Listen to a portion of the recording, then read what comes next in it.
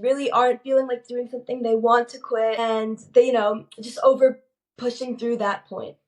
Go back to your why is always the first one. So why did you start doing it in the first place? I started my business because I wanted to help other women. That is absolutely still the case now.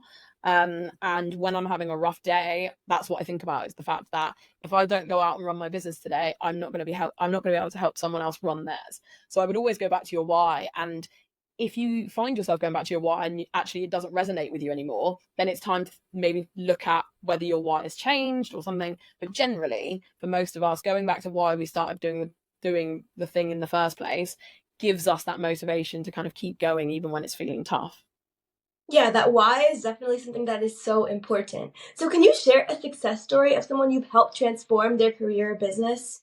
Yeah, so one of my favorite client stories that I love telling, I was working with a client who was working full time in corporate. She was doing her PhD and she was running a business on the side. Wow. And she started working with me because she was managing all of the things and not managing them well and didn't feel like she was doing a good enough job in all of those areas and also wanted to increase the income from the business that she'd started.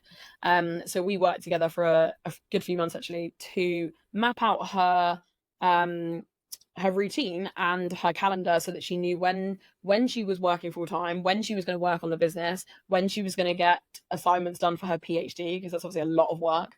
And it gave her kind of the sense of peace that she could manage to do all of it while also increasing the revenue in her business by focusing on when she was working on her business, focusing on the right activities that are going to bring in the revenue.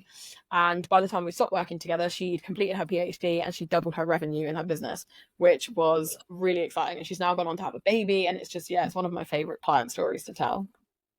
That's amazing. How did you determine which activities did, generate the revenue and how she could use her time most effectively being so busy? Yeah, so the in business, generally we tend to fill our days, not necessarily with revenue generating activities, but we just find things to do because that's what we're like. But it's focusing on the revenue generating activities that are the important things.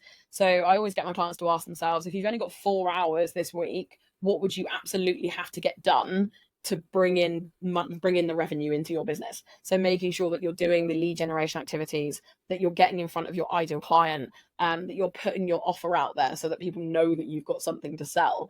And by spending 80% of whatever time you've got to work on your